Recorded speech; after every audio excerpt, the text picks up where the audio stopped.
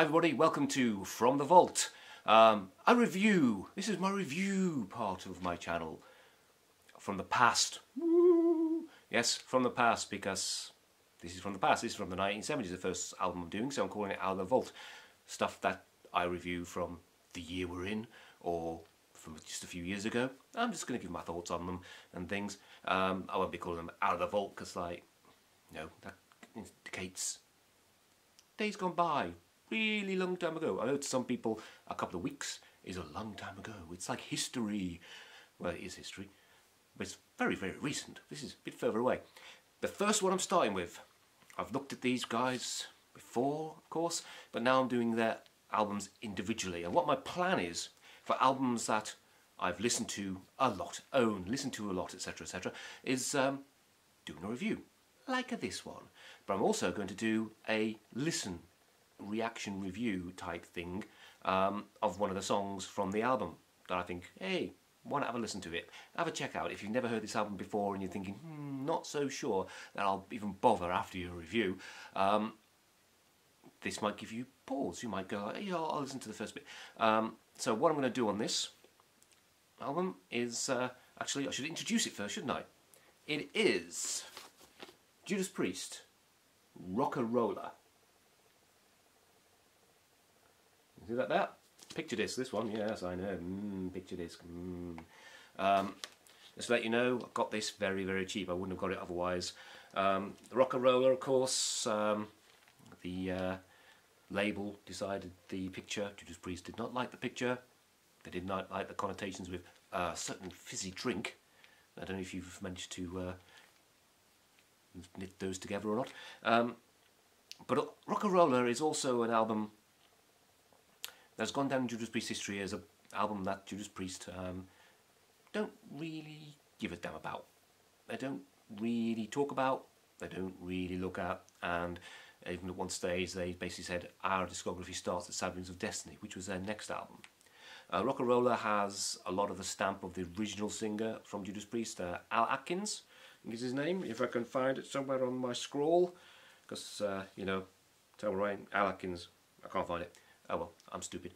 I've written it down somewhere in my notes, and because I'm too lazy to do bullet points, I've managed to lose it. Oh well. But this was their 1974 debut. It came out on Gull Records.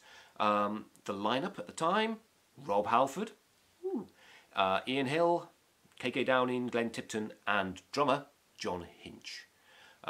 If you haven't heard before, and you don't think anything about Judas Priest at all, but you've seen Spinal Tap. Spinal Tap got its influence of blowing up his drummers, losing his drummers in different ways from Judas Priest, who got through drummers as like a dose of salt in their early years. John Hinch was not the last, should we say. He's the very first, or the very first on vinyl. I don't know if they got through a few drummers before then as well. I haven't looked at their early time. I'm just looking at the albums. God damn it! Give me a chance. Anyway. This album, as like I'll say, has a stamp of Al Atkins on it. He's co-written about 3 of the songs on there, but his influences are all through it because he was much more a blues rock kind of person, and there is a feeling of the blues throughout this album. It's not a blues album, but there's a feeling of blues rock throughout it, and it is quite a mid-paced plodder of an album, to be fair. Now, the amount of songs on there, if you take a look, there are 10. Officially, there are 10. The story of them, it's not quite that many, really, I would say, in essence. Mainly because there's a suite called Winter.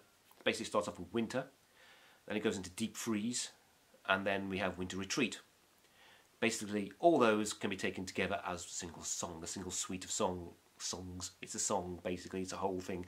Otherwise, they're just like bits put together that are separate, but they're not. They're part of the same thing. So that is one song. The other thing is the song "Dying to Meet You." "Dying to Meet You" is a boring snorefest of a song, but it isn't one song, because at the end of it, it explodes into something wonderful. And you go, oh. But it's not. that song, there is a little gap. It's a hidden song called Hero Hero. And that's a great little galloping number. And it's like, and you can hear in that the future priest in just that couple of minutes from Hero Hero. Incidentally, I originally got Rocka Rolla on a gatefold sleeved album called Hero Hero. It was basically a mix of Rocka Rolla and Seven Rings of Destiny. I didn't know that at the time. I just bought it. I was like, why is Seven Rings of Destiny on this as well? That's weird. I did because I was a kid. I didn't know all the ins and outs, what had happened and stuff. It was basically Gull re-releasing their back catalogue. But I got rid of that when I had a purge a long time ago. Sold off a load of albums, some of which I wish I hadn't. That's life. This one, of course, managed to find cheap. Otherwise, I wouldn't have got it, and I'll continue reasons why. This album was recorded live in the studio, and I would say if you're interested in Judas Priest in any sort of way, you've heard a couple of songs maybe, and you're going like, ooh, I'll start from the beginning. Don't.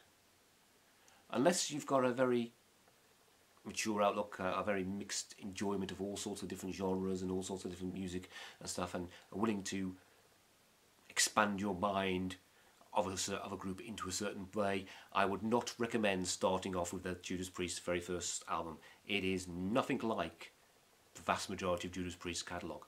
It is very little like Seven Rings of Destiny, which came next. I would say it's for completists, like me. For people who like the early 70s sound as well.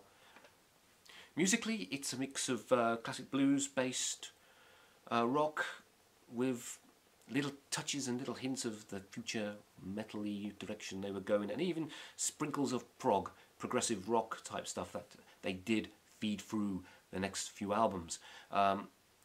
Those little moments make you go, ooh, within what is essentially a bit of a snorefest. Now I know there's a few people out there who right now be going like, I really like this album. Hey, we've all got different opinions about things, and I'm not saying this is an awful album. I'm saying it's a little dull. It's a little dull. And it's by no means their worst album. I mean, yeah, they've been around for a long time. They've released a lot of albums, but they've released much worse albums than this one. This one you can find little nuggets in there, even within some of the songs you find little nuggets that make you go, ooh, that's really interesting. Now the album was produced by Roger Bain. They got in because of his work on early Sabbath albums. They thought, hey, this will give us some crunch and some umph. But while they thought it would help push them, he had different ideas. He basically had too much control, which is what they're saying anyway. And they went in a direction that they weren't happy with, which is why they have disowned this album since. So what songs would I recommend you try out on Rocka Rolla? Well, it starts off okayish. One for the Road is sort of okayish. Then you've got Rocka Rolla. Everybody knows Rocka Rolla. If you don't, that's the one, that's the most famous one. It's very poppy. It's very fun. Rocka Rolla woman for a Rocka Rolla man. It's a fun song. It's a decent, fun song. And I would say, if you're not avert to getting decent, fun songs, then start off with Rocka Rolla. Go for the Winter Suite, Winter Deep Freeze and Winter Retreat. That's got some very interesting moments in it, very interesting guitar parts in it. And I would say Run of the Mill. Now Run of the Mill says about everything you need to know about the Rocka Rolla album. It is a bit run of the mill.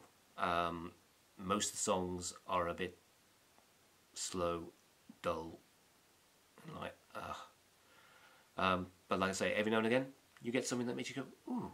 Run of the Mill sort of encapsulates that, because, well, for one thing, I'm going to do a listen to it, so you'll be able to see it for yourself if you've never heard anything from this album. But it starts off with the same old pseudo blues rock sort of start. It's a bit pedestrian, it's a bit plodding. It's like, yeah, it's okay. It's a long song, about 8 minutes I think, so look, 8 minutes 30 seconds. The first half of it, if you can't stick it with me, you're going to miss out, because the second half of it is when you hear Judas Priest coming to the fore, when you hear Judas Priest beginning to develop. It's almost like they crawl out of the primordial slime to become Priest for Sad Wings of Destiny in the second half of the song. Halford's vocals begin soaring, the guitars are melodious and powerful. It's all round, it becomes great from effectively. So I'm going to have a listen to that and have it linked to this review, just to go like, hey, if you're not sure about it from this review, if you think, I wouldn't mind listening to that from this review, if you would. It's not the most glorious review I've given anything.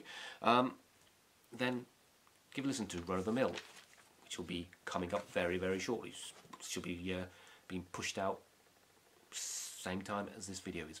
I'm looking at there rather than there. That's yeah, my eyes are. I keep looking at the picture on the screen. I can't help it. I can't help it. I'm stupid. Anyway, Rocka Rolla, Judas Priest. Interesting first album, disowned by the band, enjoyed by some, not by many. Well worth adding to your collection if you're a Judas Priest fan and you've got lots of Judas Priest albums already in your collection and you just want to keep adding to it from other stuff. It's a curiosity in many ways, but it's not their worst album, so take that as you will.